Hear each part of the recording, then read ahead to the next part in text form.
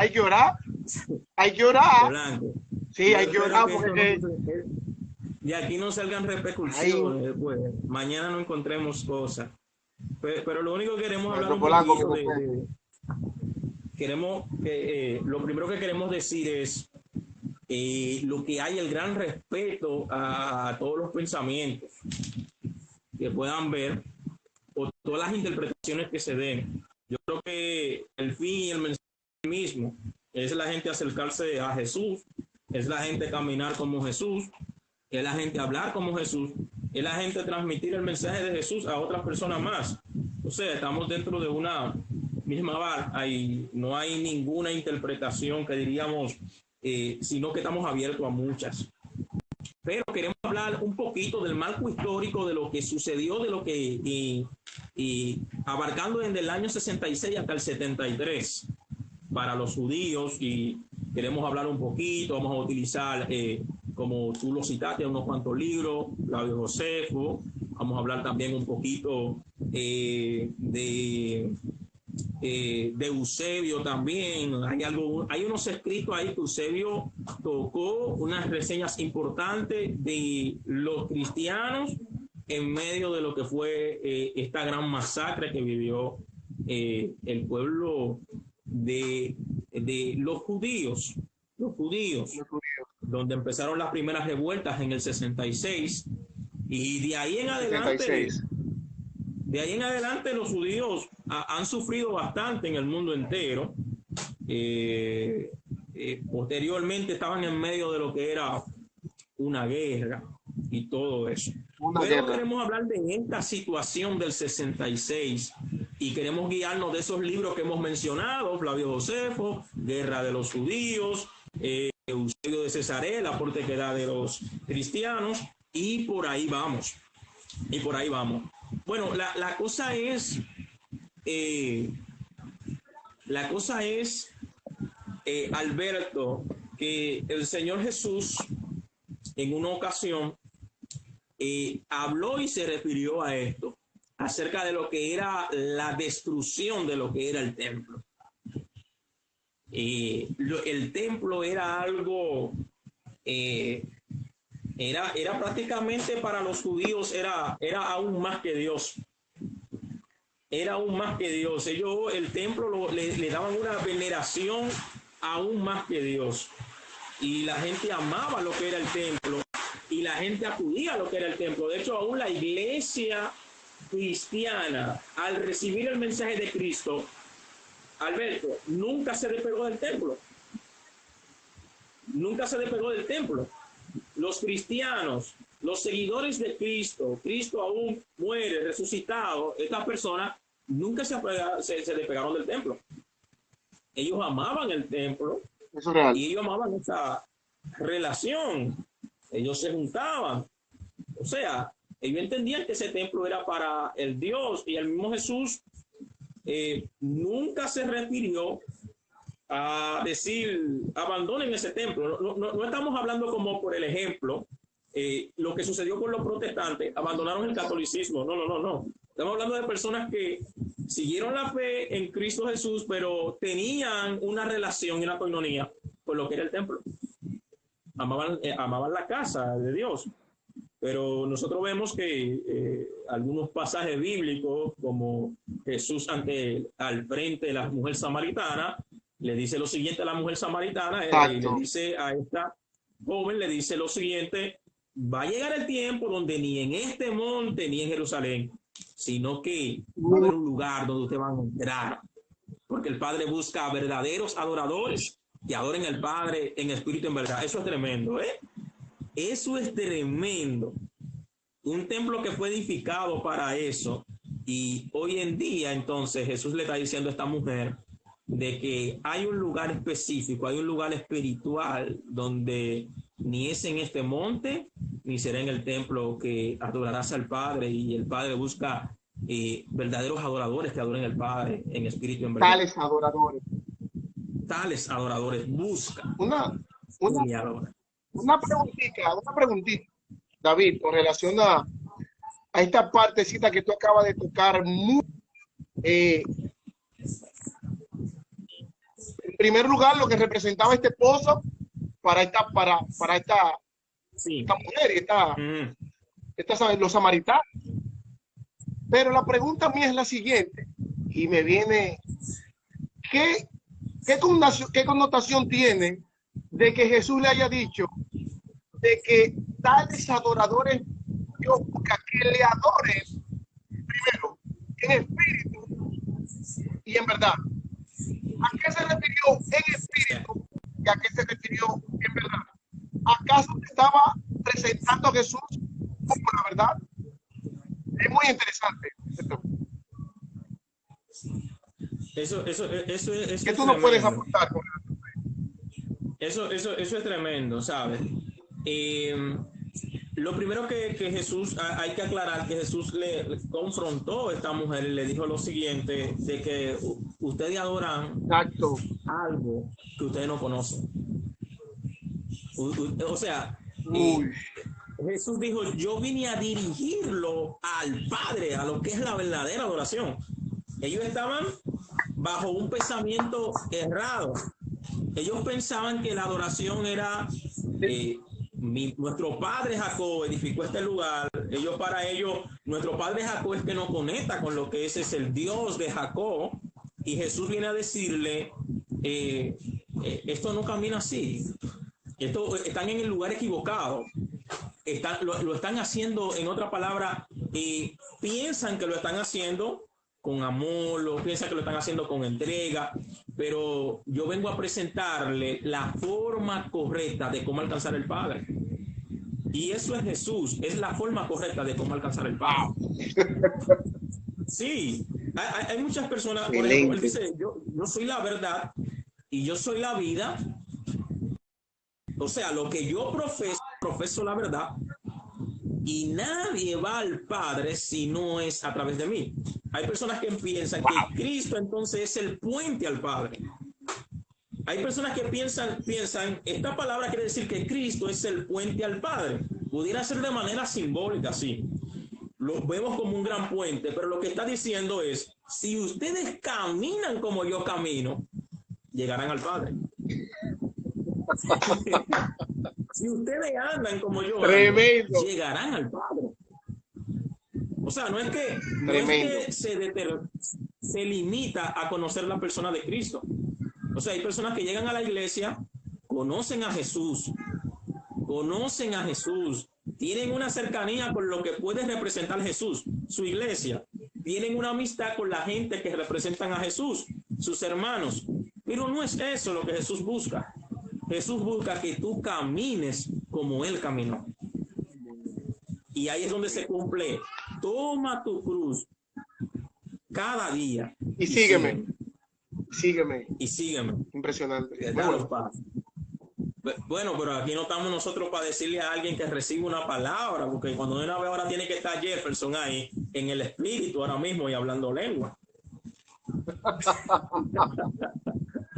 No, eso no es lo que queremos. Hoy tiene que estar ahora mismo Jefferson tirado en el espíritu, regado y llorando. No es por ahí que queremos ir. Entonces déjame. Sí, nos quedamos. Espérate, mamá. Nos quedamos. Entonces tú me estás queriendo dejar dicho que la parte de Mateo 24 obligatoriamente tiene que ir conectado con lo que sucedió en ese tiempo. Con la destrucción. La destrucción de lo que fue. La destrucción de lo que fue el templo. Jesús empieza hablando de esto y comienza a decirle de que iba a haber una abominación para este templo, así como la profecía de Daniel. Recuerda que la profecía que Daniel tuvo fue una profecía que se cumple unos 100 y pico de años antes de venir Jesús, y se cumple con creo que fue Antíoque quinto o cuarto, no sé, recuerdo bien, donde llevó al pueblo judío a una situación, sí, Antíoque cuarto, llevó al pueblo judío hasta comer que lo que ellos no querían, para ellos era algo inmundo, cerdo. comerse cerdo dentro del mismo templo,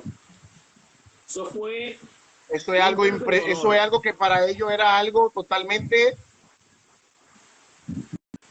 Tú Wow, tienes que tener mira. un libro de eso por ahí. Tú tienes que tener un libro de eso que no hable de eso. Porque es importante manejar las historias antiguo testamentarias. Yo creo que el error de no darnos cuenta los paralelismos que encontramos en el Nuevo Testamento es no conocer las historias del Antiguo Testamento. Es ahí donde muchas veces Bueno, sí, mira, caemos en un grave error.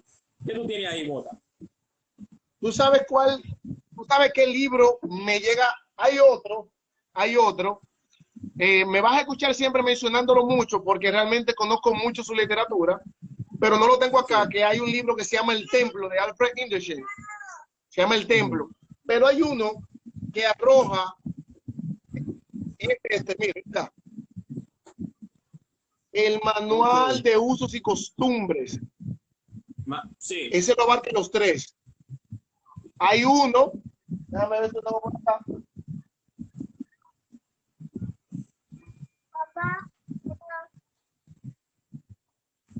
Hay uno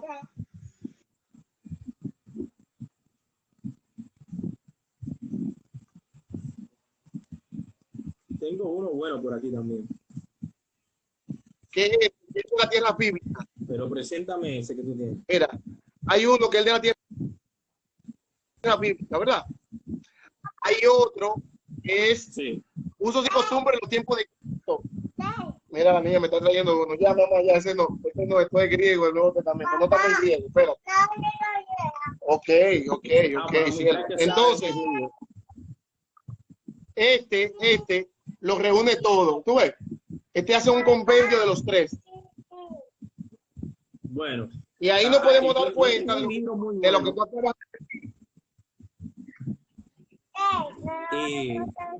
hay un libro muy bueno, claro, para esto, que es Panorama del Antiguo Testamento. Panorama del Antiguo Testamento de William Sanford. ¿Tiene a William Sanford ahí? Sí. Panorama del Antiguo Testamento de William Sanford. Míralo ahí. Míralo ahí. Eso.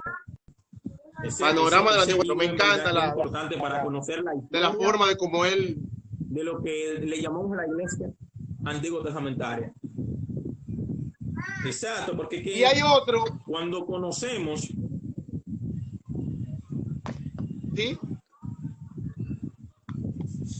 sí, que cuando nosotros conocemos lo que es el trasfondo histórico de la historia de lo que fue antes de Cristo, ese periodo de silencio que siempre nos enseñaron a nosotros, los 400 años de silencio. Sí, los famosos 400 años de silencio. Mira, todo el mundo de una vez, ¡pum!, da un golpe de la historia. Y no lo tengo aquí, David, que me agotó. Hay un libro que se llama Entre los dos testamentos.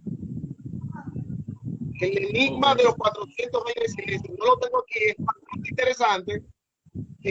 Toda esa narrativa que aconteció, verdaderamente lo que sucedió, tú sabes. Porque hay relatos que en la Biblia que hoy tenemos no están ahí, pero todo va a ir de la mano de la intención del escritor. Hubieron muchos escritos de manera oral que se comunicaban las cosas.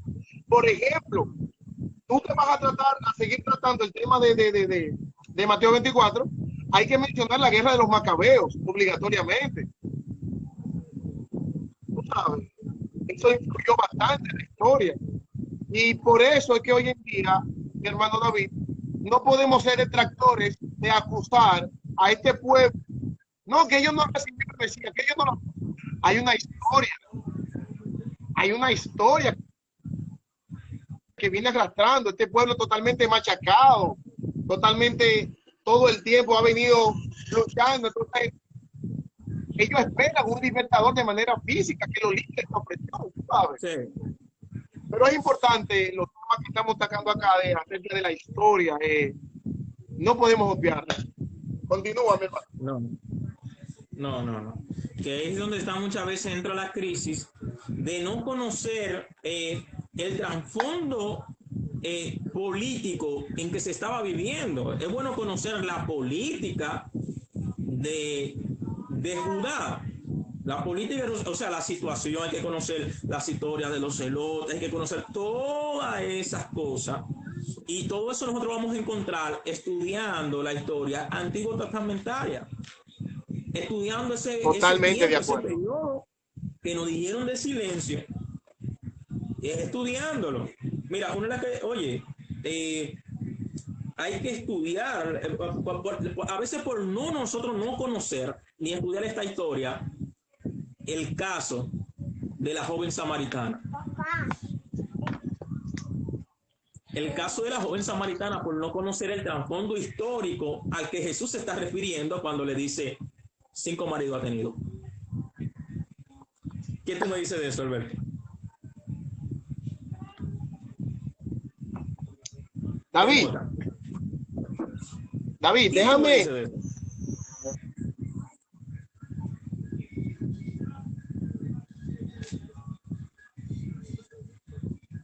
Sí, dame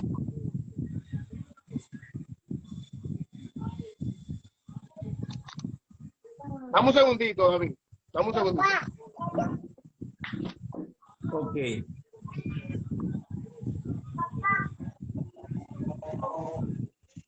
Bueno, lo que hemos estado subiendo.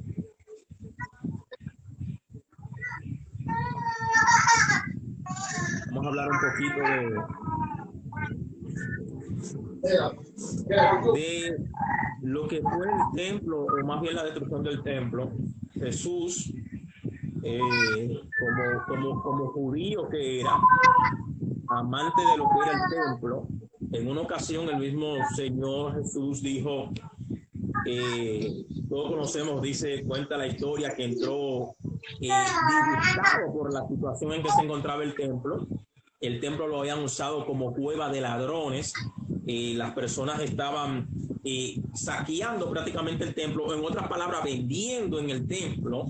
Era totalmente un negocio. Y Jesús le molestó mucho esto y le dolió mucho y llegó a decir una palabra de que el celo por tu casa me consume. O sea, Jesús le transmitió el amor por lo que era el templo a sus discípulos. Y Jesús siempre hablaba muy bien del templo. Pero este mismo Jesús en un momento llega a tocarle y a decirle a esta gente, ustedes ven todas esas piedras hermosas, ustedes ven este monumento que hay aquí, ustedes ven este templo. Yo digo que no va a quedar aquí piedra sobre piedra. Eso tuvo que traerle un gran dolor. Uno lee Mateo 24, pero si uno pudiera ver la cara de los judíos escuchando las palabras de su maestro en quien ellos creían, diciendo una palabra tan certera y tan segura de algo que iba a suceder, que era lo que era la destrucción del templo. La destrucción del templo. Y Alberto, él llega a decir lo siguiente, es que este templo, antes de venir una destrucción para él, van a suceder varias cosas. Y es la abominación desoladora que iba a haber para el templo. La abominación desoladora que iba a haber para el templo. O sea, el templo iba a ser profanado. Iba a ser profanado. Exacto. Y ahí es donde empieza la historia, donde nosotros comenzamos a ver, donde el pueblo judío comienza a está primeramente bajo un gobierno romano, un gobierno, ellos pagando grandes sumas de dinero. La Biblia está llena de la palabra publicano, cómo cobraban impuestos. O sea, los publicanos eran los mismos judíos. Por todo tenían que pagar. Los publicanos eran los mismos judíos que hacían negocio con extranjeros, con el gobierno romano, eran catalogados como los perros del gobierno. Lo veían como personas inmundas, porque eran personas que extorsionaban y abusaban del poder. Un publicano, imagino que andaba quizás con un grupo de soldados para poder cobrar sus impuestos, y encima de esos impuestos que cobraba, tenía que cobrar una parte para él. O sea, la corrupción y ese negocio siempre estaba. Fíjate el Zaqueo, cómo Zaqueo era odiado, y Zaqueo no era un simple publicano, Zaqueo era el jefe de los publicanos de esa región. Era el jefe de los publicanos, y fíjate cómo esta gente no querían saber de lo que eran los publicanos. Y hasta ahí no había tantos problemas, pero comenzaron a haber unos problemas. ¿Sí, Alberto? Comenzaron a haber unos problemas entre los publicanos, entre el templo y los romanos, y fue cuando el gobernador Gesio Flora. Con Gesio Flora fue que inicia lo que viene a suceder, o lo que sucedió con la destrucción del templo. Con Gesio Flora es que comienza a suceder esto. ¿Qué pasa con este gobernador romano Gesio Flora? La Biblia, o más bien Flavio Josefo en su libro Guerra de los Judíos, cuando habla de él, dice que era un hombre ambicioso y amante al dinero. Guerra de los Judíos. Este hombre ambicioso, Alberto, y amante al dinero, comienza a tocar lo que es la plata del templo. La plata del templo, y si algo eran celosos, era con el dinero del templo. Jesús en un momento llegó a decirle, con el dinero del templo. Jesús llegó en un momento a decirle, oye, usan el nombre de Dios en vano, no hay problema. Pero si oran o juran por el dinero, la plata del templo, y no cumplen, eres un blasfemo.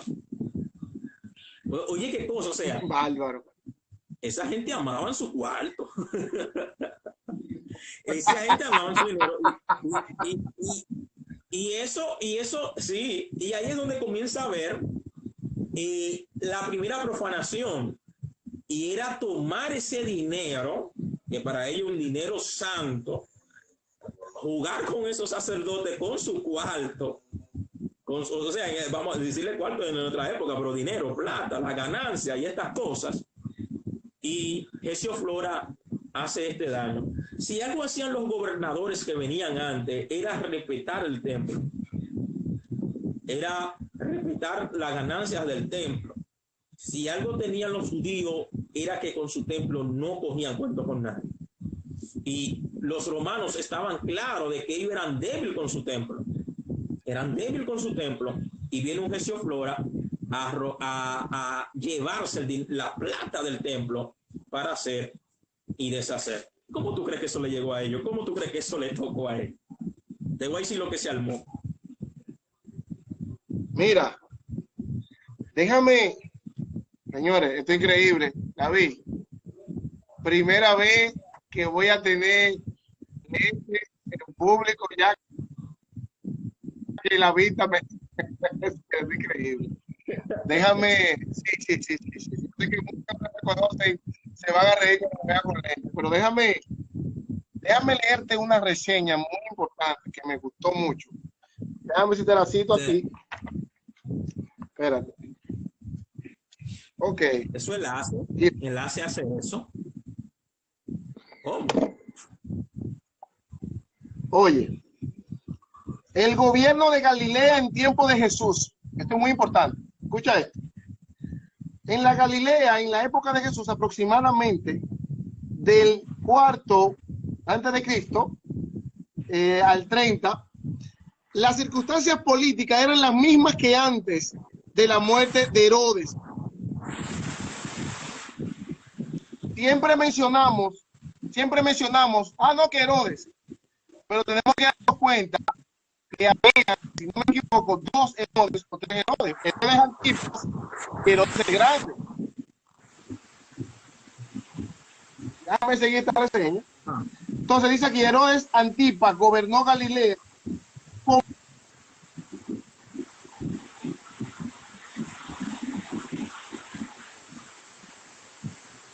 pagaba tributo, lo que tú estabas diciendo, mi hermano. Pagaba tributo, cooperaba con Roma y mantenía el orden público. A cambio, Roma le protegía. Esto es muy importante. Todo el que pagaba impuestos en aquellos entonces, nada más y nada menos es para recibir la cobertura de Roma, ya que era un imperio y era lo que en el entonces dominaba. ¿Me doy a entender? Entonces dice aquí, a cambio Roma le protegía contra una invasión, no estacionando tropas en el país o en sus fronteras. O sea que el que no pagaba esos impuestos, automáticamente tú sabías lo que le pasaba. Sí. Sino mediante la amenaza implícita de represalia contra los invasores. En el ámbito local, Antipas podía hacer lo que quisiera siempre y cuando se cumplieran las condiciones principales. Por ejemplo, acuñó sus propias monedas, uno de los principales signos de independencia. Todos estos puntos que a veces damos por baja estima, David, muy relevantes a la hora de ir interpretando, caer, date cuenta, todo lo que tú estás mencionando, desde su ámbito político, tanto también en lo cultural, tanto también en lo social, que es lo que llamamos el manejo de los contextos en todo su ámbito, para poder llegar a Mateo. Es un puente. No podemos ir, David, con mi mente local, o sea, mi mente en el actual ahora, y volar la mente occidental de aquella época. No. ¿Tú me entiendes? Por ejemplo, el tema que estábamos tratando hoy, hacerte más rápido, vuelvo. Hay que ver la mentalidad que el narrador tenía, si podía ver en la capacidad que ellos tenían, si el diluvio fue total o fue parcial, pero vamos a seguir en el tema. Quise trocar eso rápidamente para que entendamos que es obligatorio manejar el contexto en todo sentido. A ver, dice aquí, algunos similares que estuvimos hablando en el grupo. Mi hermano Jefferson. ¿Entiende, David? Entonces, es importantísimo por el hecho de que, ok, el ámbito...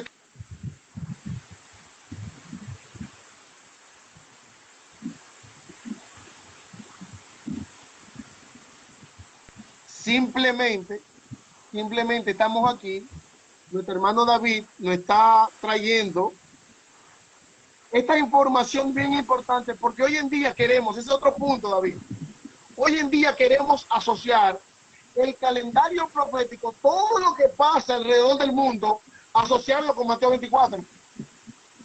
Todo. ¿Tú me estás entendiendo? Queremos asociarlo todo con Mateo 24. Que la vacuna, que el anticristo. Que... Sí. O sea, no. Tenemos que obligatoriamente irnos al marco histórico. Bendiciones. Tenemos que irnos al marco histórico. No podemos sacarle la mentalidad del escritor.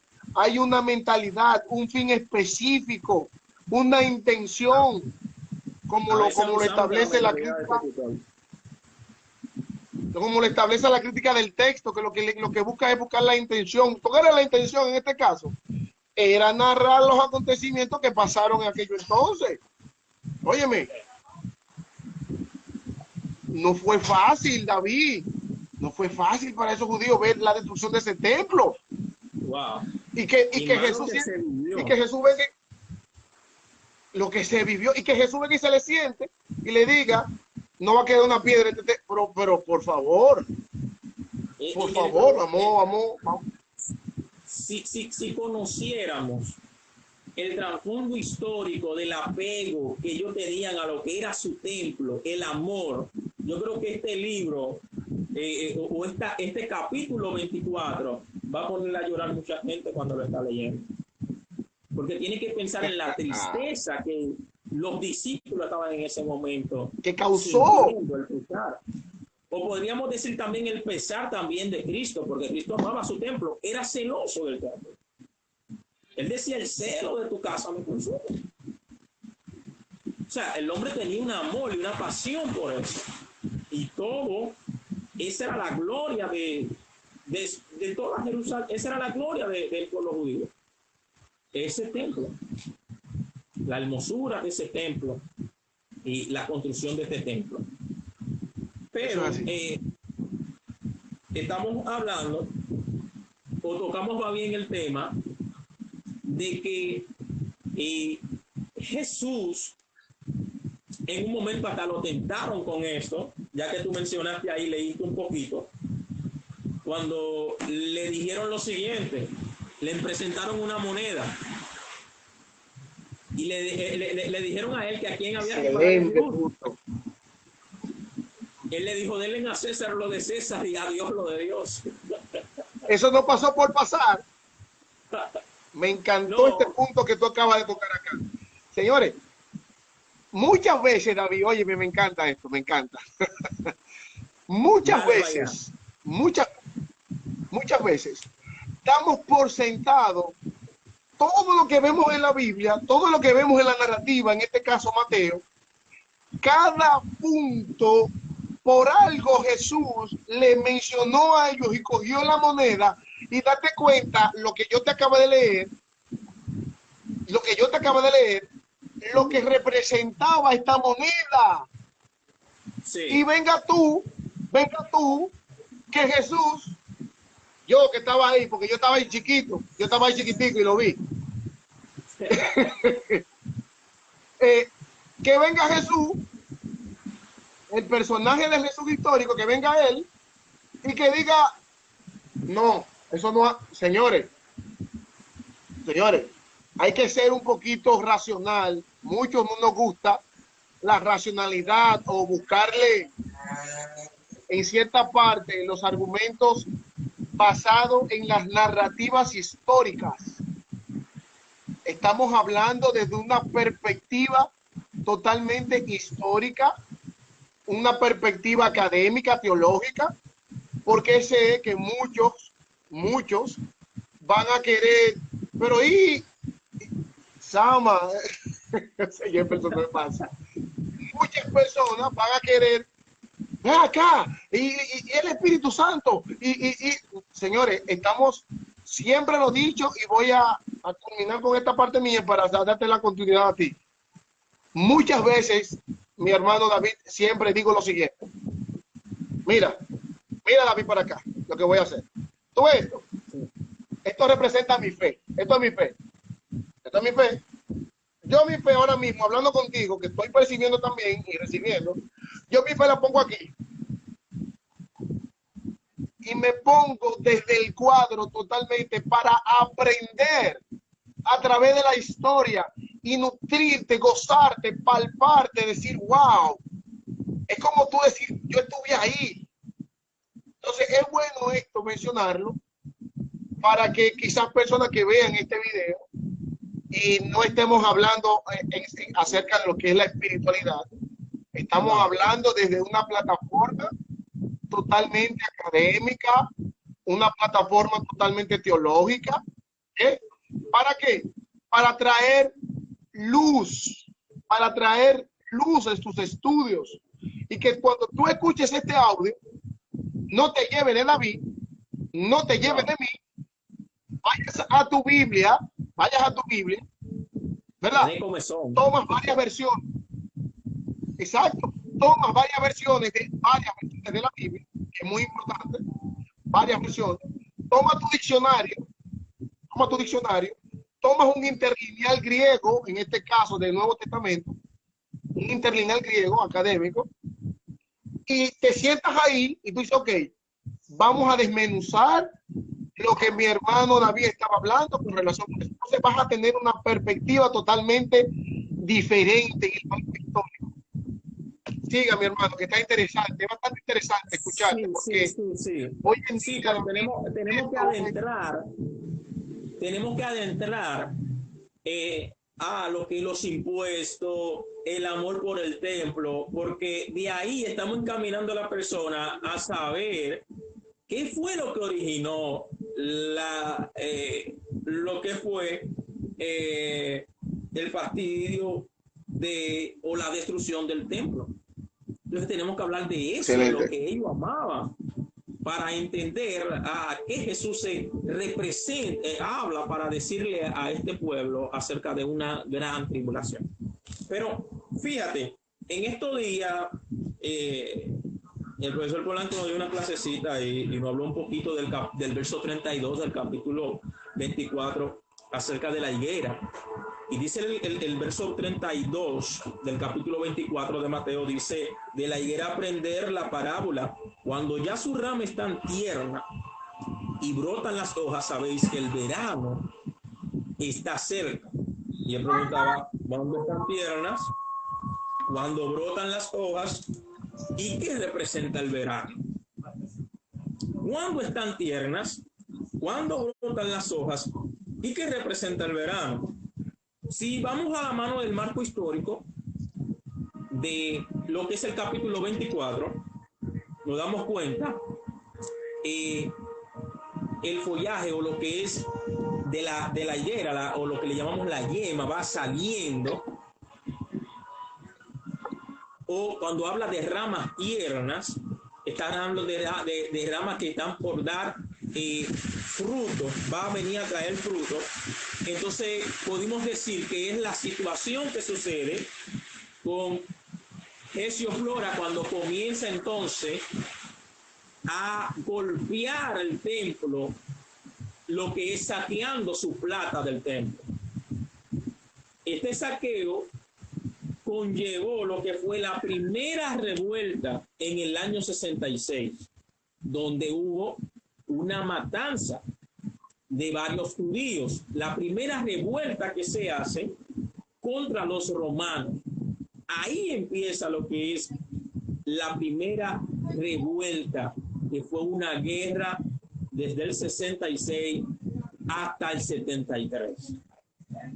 Esto aquí, el Señor Jesús le habló a sus discípulos acerca de que corran, abandonen ese lugar, no estén en ese lugar.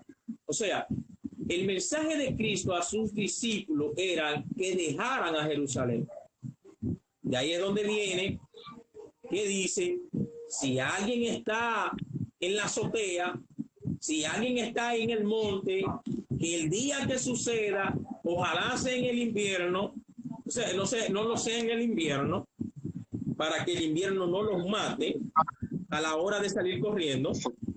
Y nosotros podemos citar en historia eclesiástica de Eusebio de Cesarea, cuando él se refiere a este hecho, él dice que los discípulos o los seguidores de Jesús, cuando empieza la primera revuelta en el 66, dice Flavio Josefo, cito a Flavio Josefo, dice Eusebio, cito a Eusebio, él dice que ellos abandonan lo que es Judea y ellos se van a Peña, que quedaba del otro lado del río de Jordán.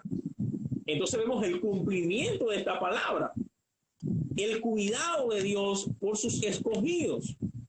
Ellos abandonan a lo que era Jerusalén y se libran de lo que fue esta gran masacre y esta gran destrucción, que vinieron muchas cosas más adelante que vamos a traer aquí.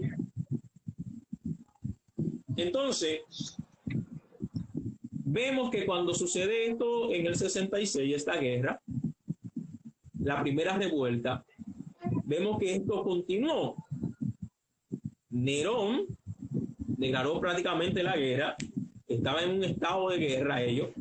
Ahí se comienza a cumplir la palabra rumores de guerra. rumores de guerra, pueblo contra pueblo. Y cuando está ese rumor, el pueblo de Dios, ¿qué hace? Huye de Jerusalén, abandona Jerusalén. Pero lamentablemente habían unos cuantos a cuales la Biblia declara los escogidos, que se quedaron aún dentro de Jerusalén cuando viene la guerra. Y cuando ellos ya van a recibir, se frustró un tiempo lo que fue este ataque de Nerón, se frustró un tiempo, ya que en el año 69, pues muere Nerón y ya Vespasiano abandona, las tropas retroceden para trabajar en lo que era la elección de él al trono como emperador Vespasiano. Cuando ya Vespasiano es lo que es el emperador, sucede que manda a su hijo, el príncipe, el general Tito, y este general Tito va a tener lo que es guerra con los judíos a finales del 69. Y lo que se vivió allí dentro de esas murallas, eran 3 murallas, lo que se vivió dentro de esas 3 murallas, dice que era temblores. ¿Por qué? Porque enviaban piedras contra la muralla. Oye esto, Alberto. Desde afuera enviaban lo que era, lanzaban piedras, lanzaban fuego, atacaban para poder derribar estas murallas y poder entrar a Jerusalén. Mientras también Jerusalén se defendía desde adentro, atacando y preparando formas de cómo atacar a los romanos. Ya ustedes pueden saber, los judíos están dentro de Jerusalén combatiendo con los romanos que están fuera. Pero esto duró, estamos hablando del 69. Alrededor. Sí. Una parte muy importante, hermano mío, tú que acabas de tocar, de verdad que hay que dársela, Eusebio, César, hay que dársela. Realmente, sí. Este libro de historia eclesiástica hay que dársela. Y sí, y quiero traer un aporte rápido en lo que tú estabas tocando acerca de cuando estaba gobernando Nerón, de cómo este hombre se aprovecha de esta revuelta y el incendio en su buena, se apropia de eso para acusar a ellos mismos de lo que estaba pasando, y este hombre quedar como el héroe, porque él también estaba siendo confrontado. Nerón estaba siendo confrontado por su mismo pueblo, por las atrocidades y el mal uso que él le estaba dando a esto. Tú sabes que los romanos no cogían con el dinero. Con su dinero no. Y es muy importante y cabe destacar cómo este hombre aprovecha esta guerra entre ellos mismos para echarle la culpa a ellos mismos de la destrucción y el incendio que hubo en Jerusalén. Sí. Luego, más adelante, voy a dar una pequeña reseña, cuando tú vayas adelantando más, de una parte muy importante, épica, que realmente tiene mucho significado para que lo que hoy en día nos llamamos ser seguidores de Cristo, podamos ver lo que costaba en ese tiempo ser seguidores de Cristo. Continúa, mi hermano. Sí. Dice que dentro de estas murallas, ellos ya no podían salir. Estaban dentro de la muralla, y dentro de unas murallas comienza a acabarse lo que es el alimento. Comienza a acabarse lo que es el acueducto. Comienza a morir también lo que son las bestias que tienen con ellos. Esto comenzó a generar peste, dentro de Jerusalén. Ellos no pueden salir. Ellos están ahí desde el 69 hasta el 60, dentro de esta guerra, más hay un grupo de judíos que se han ido a Masada, han conquistado a Masada, que era una gran colina, y dentro de esas murallas allí, dentro de esas murallas, dice Flavio Josefo que la esposa que vivía de una forma bien, la esposa del sumo sacerdote, llegó hasta mendigar en la calle. Había una hambre raquítica, había una hambre grande, habría peste. Ahí es donde estuvo la palabra hambre, peste, desnudez. Y es de la situación que está pasando. Pero también dicen que otros apostatarán contra la fe o abandonarán lo que es la fe. Y ahí está hablando acerca de los cristianos que comenzaron a abandonar su fe aún dentro de las murallas. Se entregarán unos a otros. Y eso nosotros vimos de cómo personas para salvarse entregaron a los cristianos que decían ser que ellos hubieran provocado lo que era el incendio. Wow. Y vamos viendo el marco histórico que habla Mateo 24 de todo lo que está sucediendo. Entonces, una de las partes que habla la higuera es que el verano está cerca. Ahora, ¿qué representaba el verano para los judíos? El verano representaba lo que era la cosecha, la siega, la hora de recoger. Pero también en el verano era donde había más quemaderos para poder quemar sus trigo y sus cosas. Y él está hablando acerca de un día de juicio. O sea, el verano está representado como el día del juicio. Por eso es que se cumple la palabra cuando dice que verán en el cielo la señal del Hijo del Hombre. Pero ahí lo que está hablando acerca de un juicio para los judíos que estaban allá adentro. Era una tremenda tinieblas y oscuridad que se vivían. Las humeadas no permitían que ellos vieran lo que es la luz del sol. Había fuego por todas partes y adentro había un pueblo judío. Eso es tremendo lo que estas personas estaban viviendo ahí. Dentro de las murallas había un sufrimiento que estas personas estaban viviendo. Y en el marco histórico, luego nosotros vemos que Roma destruye estas murallas, Tito entra y acaba con lo que es los judíos, y aquellos que quedaron vivos, pues lo esclavizaron y lo enviaron a trabajar y todo eso para lo que era el Coliseo romano. De hecho, muchos se volvieron hasta los mandaron a la isla de Pasmos a picar piedra, como fue el caso de Juan. Pero escucha esto aquí. Escucha esto aquí. ¿Qué sucede con el templo y por qué hubo la destrucción del templo? Dice Flavio Josefo en sus libros de Guerras de los Judíos. Flavio Josefo dice que Tito quiso conservar lo que era el templo. Porque el templo era una gloria, el templo, su edificación. Pero los soldados, dice Flavio Josefo, tenían tanto odio a los judíos por esa constante guerra que habían vivido, que destruyeron y quemaron el templo con fuego. El fuego era la arma más letal. Por eso que en la Biblia siempre vamos a escuchar la palabra fuego, el fuego eterno, el fuego que consume, porque para ello el fuego es la arma más letal que puede haber. Hoy en día no, hoy en día hay bombas atómicas que duran años y años y todavía se están contaminando y haciendo daño.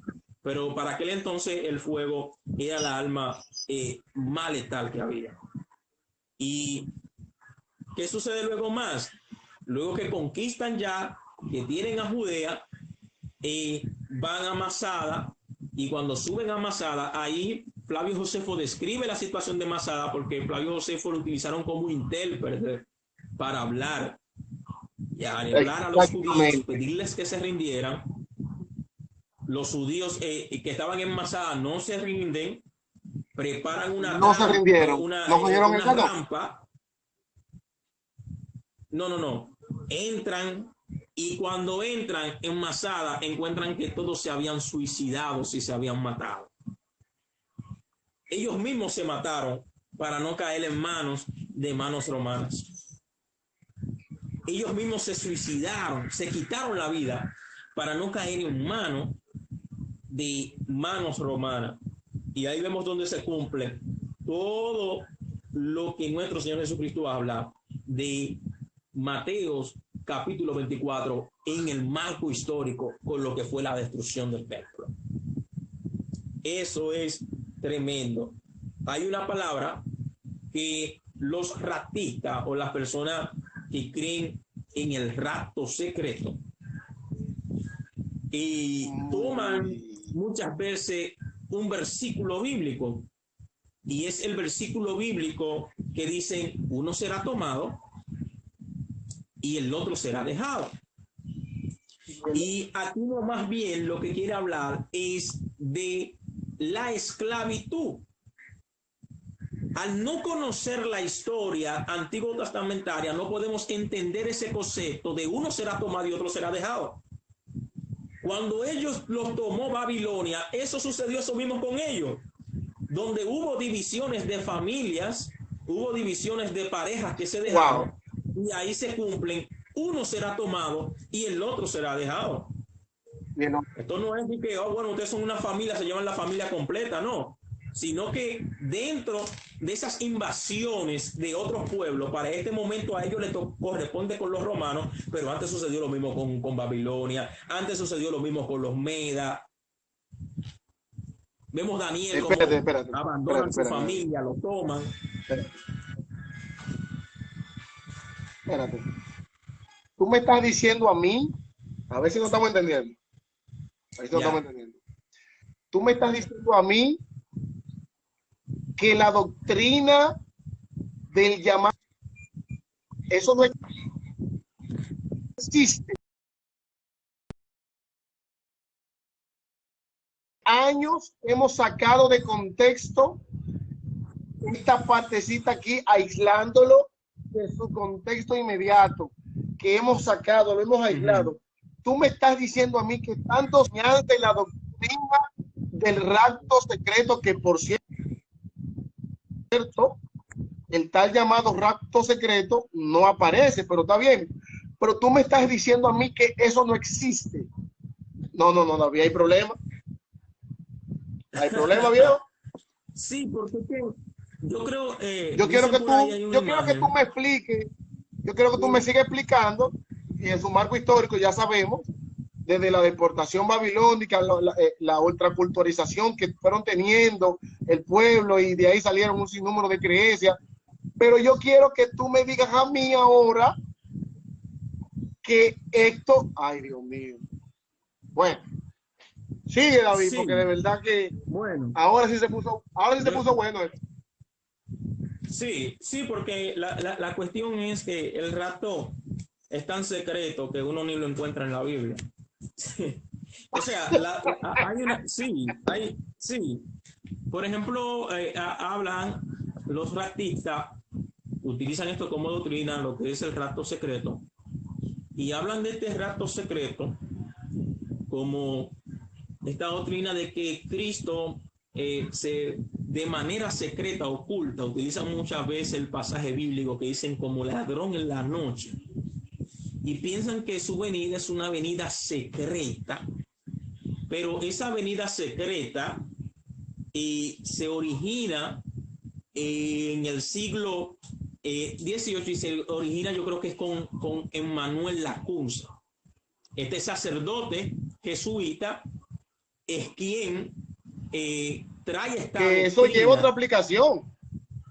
Eso lleva a otra explicación de cómo ladrón en la noche. Sí, lo único que quiere decir es que no sabemos el día ni la hora del juicio de Dios. O sea, no hay como ladrón en la noche, en el momento que menos tú lo esperas. En el momento que eso lo que quiere decir es que en el momento que tú lo esperas, está el juicio de Dios encima de nosotros. Pero Emmanuel Lacunza, en su libro, describe esto de que iba a venir de una manera secreta. Luego más adelante, gente como Irvings, Edward Irvings, comienzan a detallar esto de que iba a venir una venida secreta, pero Edward Irvings lo toma de una visión que tiene una joven llamada Margaret MacDonald en el año 1831, creo, en 1830 o 1831, viene lo que es esta visión de Margaret MacDonald, donde ella ve una visión donde Cristo vino de una manera secreta y se lleva a su iglesia, y luego más adelante entonces viene de una manera pública. Y de ahí es que viene esas doctrinas que luego van arrancando y luego se van metiendo y la hemos tenido tanto tiempo ahí. Pero la venida de Cristo siempre ha hablado de que va a ser públicamente donde todo ojo le verá. Tú sabes una cosa breve, hermano mío, y quiero que nos hable de una manera breve, porque las personas que nos están escuchando, una cosa es rapto y una cosa es arrebatamiento. ahí voy. Precisamente ahí voy. Yo quisiera, hermano mío, porque todo tiene un origen. Todo tiene un origen. ¿De dónde proviene el origen de lo que es llamado el dispensacionalismo, que divide en tantos eventos, y es acá donde empiezan a surgir tantas ideas, que un evento va a ser ahora, que otro evento va a ser después, que otro evento sale otro evento? Entonces es de ahí que la escatología, en este caso, la dispensación de los tiempos. Yo quisiera que tú me hables breve, porque es muy bueno, David, es muy bueno el que esté oyendo esta parte, para que no sea solamente se vaya a ver de una manera detractiva, sino una manera educativa, de dónde proviene lo que es el llamado rapto, de lo que es el dispensacionalismo, lo que es el futurismo, todas estas escuelas de pensamiento, de dónde provienen. Tú sabes, porque yo sé que hay personas que tan pronto escuchen que tú le tocas, y es normal porque yo provengo de ahí, cuando tú le tocas una enseñanza que por tanto tiempo venimos arrastrando, y que oigan ahora en este momento, escuche que tú le digas, óyeme, una cosa es el rapto, que no hay tal rapto secreto, y otra cosa es el arrebatamiento bíblico. ¿Cómo lo detalla la Biblia? Ahora, ¿cómo lo dice la Biblia? Háblanos, hermano mío. Sí. Todos sabemos que el pensamiento teológico dispensionalista, que empieza con lo que el dispensionalismo, que empieza con John Nelson Darby. John Nelson Darby es el padre del dispensionalismo, donde él encierra su teología en 7 dispensaciones. Hay muchas personas que dicen, no, porque está la dispensación de esto, la dispensación de lo otro, la dispensación de la ley, la dispensación de la gracia. Y él encierra su doctrina bajo 7 dispensaciones. Eso empieza en el año 1828. Ese es John Nelson Darby. Empieza con esta doctrina de dispensionalismo. Pero si tú te fijas algo, Mota, la gracia siempre ha existido. Dios siempre ha tenido gracia para el hombre. Todo el tiempo.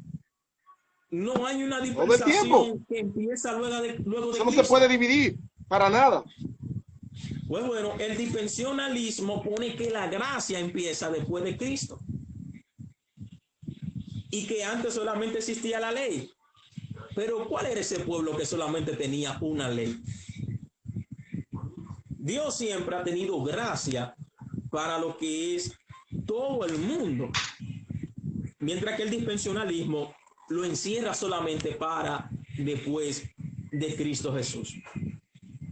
Entonces, el dispensionalismo es quien fomenta lo que es o acoge lo que es esta doctrina viniendo de una visión por Margaret MacDonald y la establece como un rato, una venida secreta donde Jesús iba a aparecerse de una manera oculta y se iba a llevar a las personas y la gente no se iban a dar cuenta.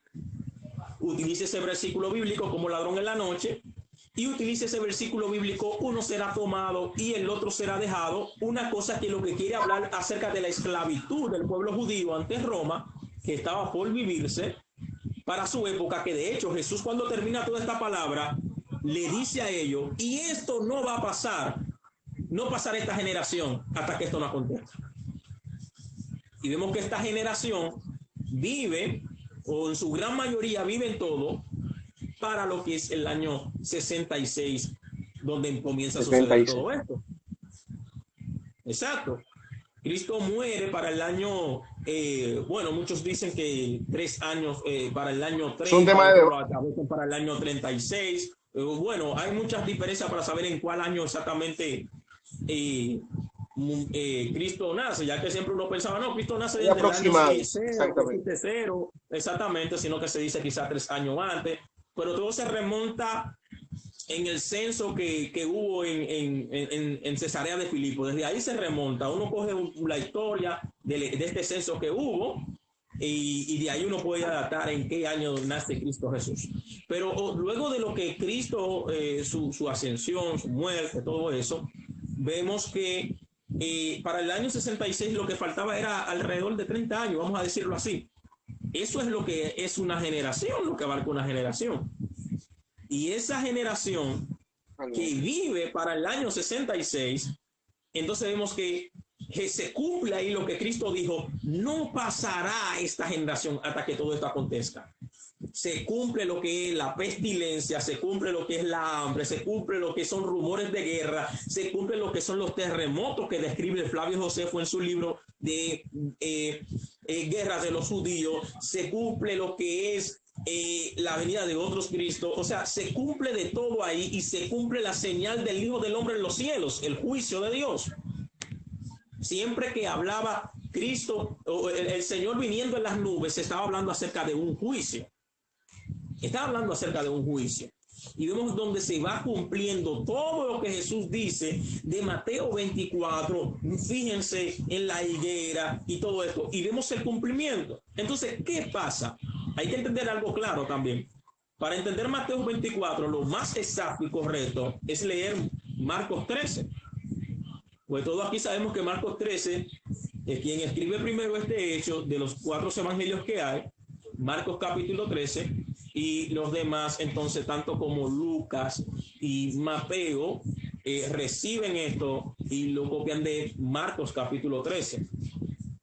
Pero el asunto es el asunto de la gran tribulación que encontramos en Mateo 24. Esa gran tribulación es lo que le da como ese especial. Y es de ahí donde comienzan entonces el dispensionalismo a acoger también ese año de el año de donde pone de una gran tribulación y comienza a establecer los 3 años y medio y los otros 3 años y medio de paz. Hablan de 3 años y medio de paz y hablan 3 años y medio de gran tribulación. Y no hemos entendido la tribulación. Entonces nosotros vemos que Jesús lo que está haciendo un paralelismo cuando habla de la profecía de Daniel. La profecía de Daniel no tiene sus 70 semanas, no tienen que ver nada con este acontecimiento. La profecía de Daniel de la destrucción, de la desolación que iba a venir para el pueblo, para el templo, sucedió con Antíoco IV. Donde Antíoco IV entonces duraron lo que fue 3 años y medio de desolación total, donde su moral fue golpeada hasta abajo, los sacerdotes comer dentro del templo cerdo, la carne de cerdo. Fue una desolación, una depravación total. Entonces Jesús utiliza esto como tú dirías, oye Alberto, esto está más malo que los 12 años de Balaguer, por decir un ejemplo. O sea, Jesús conoce, está hablando con un grupo de gente que conoce la historia y le está citando estos 3 años y medio, como yo te estaría citando en este momento, o 12 años de Balaguer. O sea, hay un paralelismo ahí en todo esto. Por eso es importante conocer lo que es el marco histórico para entender lo que es Mateo capítulo 24. Totalmente de Eso es acuerdo. tremendo. Eso es tremendo. Mira, una parte que te quería aportar ahorita cuando tocaste el tema del emperador Nerón. Sí. Y este aporte, mi querido hermano, va dirigido a todo aquel que profese ser seguidor de Cristo. Y me voy a centrar un poquito más para tratar de concientizar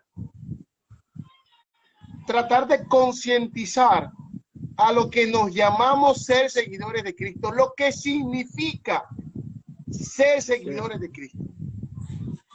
En el tiempo de este hombre, del emperador Nerón, luego del acontecimiento que tú acabas de relatar con el incendio de Jerusalén, nada más y nada menos, este hombre, que se entendía, esta otra parte muy importante, que se entendió en esa época como el anticristo de esa época. Sí. Ojo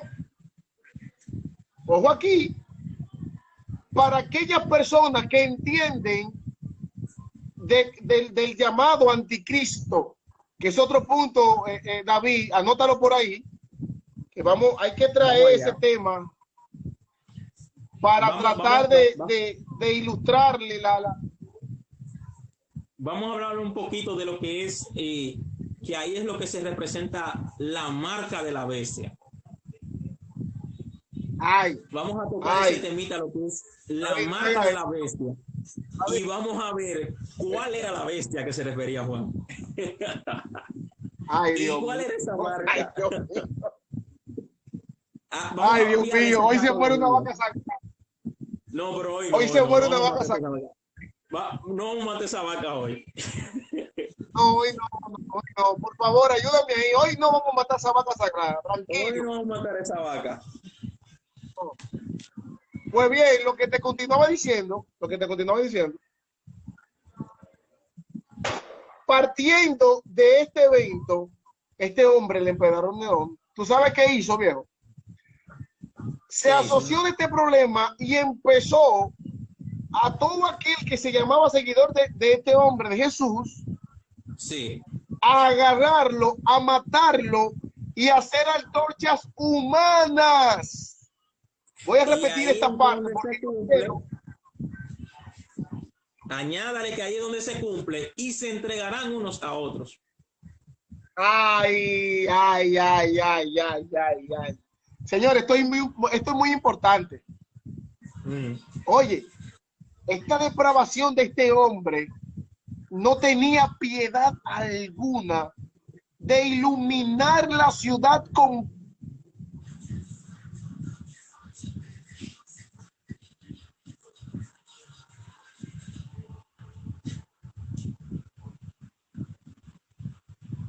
que creían en Jesús y iluminó toda la ciudad con antorchas humanas, vivos, los quemaban, eran incendiados. Incendiados, hermano mío. No importaba niño, niña, no importaba nada.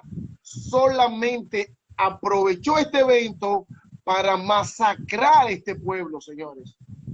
Y yo te pregunto, ahí me voy a ir un poquito más. Yo te pregunto, ¿acaso tú crees o acaso creemos que tú y yo estamos pasando algo por nosotros profesar el evangelio? Encierra esta partecita aquí y voy a continuar. Encierra esta partecita aquí para que te des cuenta de lo que le costó a aquellas personas que profesaban ser seguidores de este hombre. Esta nueva este nuevo estilo de vida que iba en contra, ojo, del sistema político, que lo acabamos de tocar acá, del sistema religioso, sistema social. Señores, tenemos que ser un poquito más objetivos cuando vamos a leer la Biblia, para que podamos sacarle la esencia al mensaje que Jesús trajo. Es un marco histórico de Mateo 24. Sigue, mi hermano, que está bueno esto. Eso que tú acabas de decir, tú estás hablando ahí de los versos del capítulo. Mira lo que, oye cómo cierra el verso 7 de Mateo 24, dice: porque se levantarán naciones contra naciones, reinos contra reinos, y habrá peste, hambres, terremotos en diferentes lugares. Y ahí vemos el verso 8 que dice: y todo esto será principio de dolores. Entonces, dice el verso 9, entonces os entregarán a tribulación y os tomarán y seréis aborrecidos por toda la gente por causa de mi nombre. Wow. Y muchos tropezarán entonces y se entregarán unos a otros y unos a otros se aborrecerán.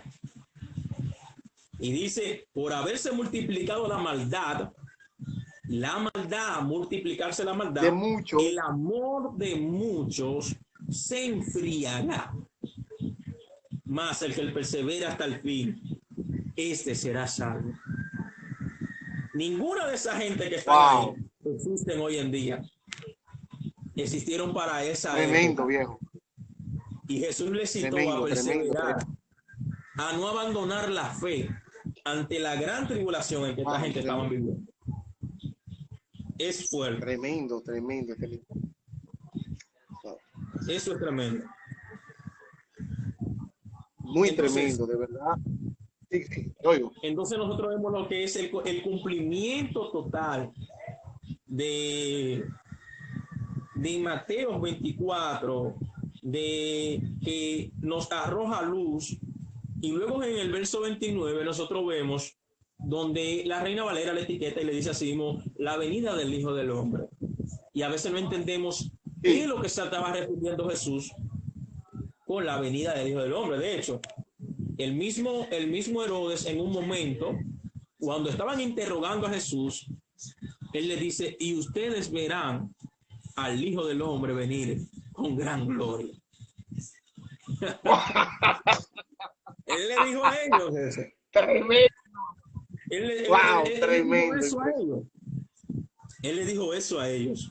Y ellos, y no estaba hablando acerca de una venida física. Él estaba hablando acerca del juicio de Dios hacia lo que era la nación de los judíos. Y esto acontece y empieza en el 66 hasta al año 73, empezando desde la primera revuelta por el gobernador Gesio Flora. Y vemos la abominación desoladora. David, una pregunta y me llega ahora. ¿Acaso hubieron personas que se podían ver como falsos cristos en estos tipos de eventos? Bueno, porque hoy en día entendemos. Sí, te oigo. Sí, las personas tienden a pensar, cuando hablamos de Cristo, hablamos de un Salvador. Exactamente. La persona piensa que es un Cristo que viene con la ideología que vino Cristo Jesús. Está hablando de salvadores, está hablando de libertadores, y lo que quería Israel, los judíos, era un libertador que viniera al frente de la batalla. Alguien que dijera: aquí está el Cristo, aquí está el hombre que va a representar a los judíos delante del pueblo romano y que va a libertar a los romanos, a los judíos del pueblo romano. Mientras Jesús vino como Cristo y no lo aceptaron como tal, no lo aceptan como tal. ¿Por qué no lo aceptan como tal? Porque, es más, el mismo apóstol, el mismo Juan el Bautista llegó a mandar con sus discípulos a preguntarle: y será él. Díganme si en él. Porque el mensaje que hablaba Juan el Bautista Pregúntale. Era distinto a lo que estaba pasando con Jesús, a lo que él esperaba. Él esperaba que cuando viniera Jesús, él le decía a la gente, arrepentidos y convertidos porque el reino del Señor se ha acercado. Y los malvados, y a ustedes, serpientes, que él enseñó a huir del juicio. Sí. Él le dice a ellos, ¿quién le enseñó? O sea, Juan el Bautista pensaba que el juicio de Dios iba a venir cuando viniera el Cristo, iba a sentenciar a los malos, iban a recibir su castigo.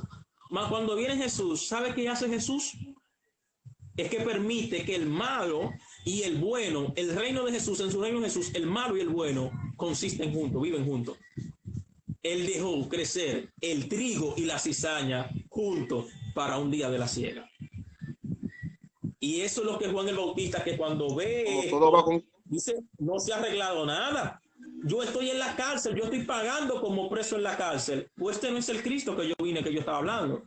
El hombre se hizo esa pregunta, este no es el Cristo. Estoy pagando, estoy viendo que los malos están bien y los pobres todavía siguen siendo oprimidos. Y Jesús entonces le mandó a decir con su discípulo, dile a él que los ciegos ven, los cojos andan y los endemoniados son libertados. O sea, Jesús vino a enseñarle que lo que vino él a transmitir era un reinado espiritual en el corazón de la persona. Es tu ser manco, pero sentir una alegría por dentro. Es tu estar preso, pero tú sentirte libre. Es eso. Nada de este reino puede detenerte, nada de este reino puede pararte cuando hay un Cristo que te ha libertado desde adentro. Y eso es el cambio de Cristo, es un cambio de adentro, del corazón que emana hacia afuera y lo cambia todo. Y donde aprendemos a llamar las cosas que no son como si fuesen, porque tenemos adentro un Cristo que es el autor y de la fe. No solo es el autor, sino no es autor de la fe, el guionista que está detrás, el guionista que lo predica, sino que también ha sido actor, consumador, lo consumió, él vivió esa fe y venció por esa fe. Wow, ya el tiempo casi se me está acabando, tengo dos sí, está acabando. Aquí, pero esto fue tremendo hoy. Yo creo que tenemos que juntarnos y hablar un poco. Antes de culminar,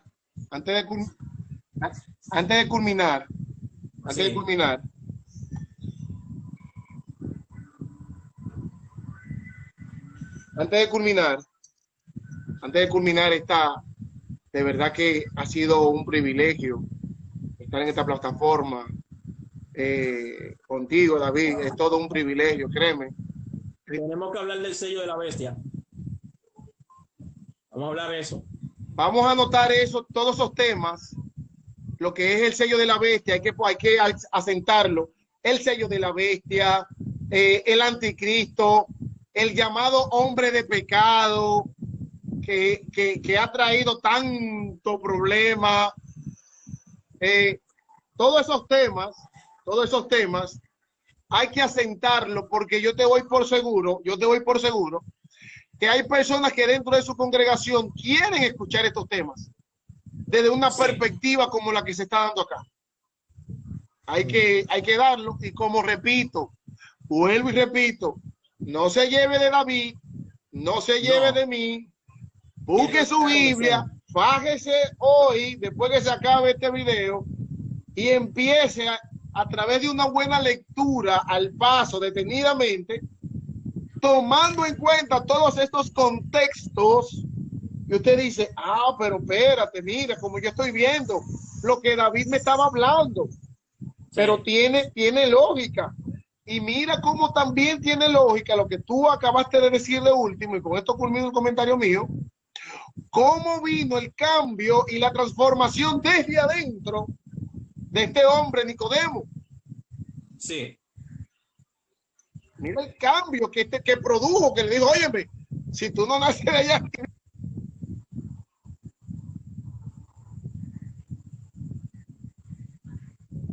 darte ya la última palabra, antes que cierre la plataforma. Quiero que, por favor, aquella persona que necesite cualquier orientación, cualquier recomendación, si usted es un estudioso de la palabra, si te gusta profundizar en las palabras, estamos a tu orden como distribuidora Berea. Si necesitas una reorientación en los diferentes medios de interpretación bíblica, hay muchísimas herramientas, David, para ir mencionar, como dicen por ahí, los versículos al garrotazo. Hay muchísimas herramientas. Tenemos una diversidad de herramientas para que hoy en día, lamentablemente, si tú no crees en la historia, lamentablemente no vas a entender esto que está acá. Este manual que nos fue entregado, esto que está acá, no lo vas a entender. Tienes que desmontarte lo que tú tienes, la idea preconcebida que tenemos todos, quitártela y ponerla a un lado e ir con una mente totalmente diseñable, tranquilo, sereno, y empiezas a leer tranquilo, detalladamente, tranquilo, bajo el marco que tú me estás dando acá. Esto es valioso, hermano, esto es valioso realmente. Nada, culmina tú y de verdad fue un privilegio. Nos puedes seguir en las redes. Nos puedes seguir. Yo creo, vamos a hablar de ese tema. Lo vamos a hacer por Instagram porque vamos a ver si juntamos el equipito. Y vamos a ir a Instagram para que poder. Por Instagram es mejor. Sí, por Instagram. Claro. Sí, porque podemos compartir más pantalla. Pues ya tú sabes, mi hermano, bendiciones y gracias por este momento. Déjame 2 minutos, un minuto breve. Sí, culmina. Un minuto breve. Vamos a entregarle este minutico a aquellas personas que nos están escuchando. Sí. Y quiero que de verdad le entreguemos a Dios este privilegio. David, es un privilegio hoy nosotros poder hablar de Él, poder en manifiesto su palabra, disfrutar su palabra. Y cerramos con esto. Bendito Padre que estás en los cielos, te damos gracias. Gracias por la vida de mi hermano David. Gracias por la vida de aquellos que no se pudieron conectar. Gracias por la vida de cada uno de los muchachos. Gracias por la vida de nuestros maestros. Bendecimos sus vidas, Señor. Gracias porque realmente personas pueden ser impactadas. Personas pueden ser edificadas como nosotros lo hemos sido. Señor, que esta palabra caiga en tierra fértil y que pueda tener un antes y un después.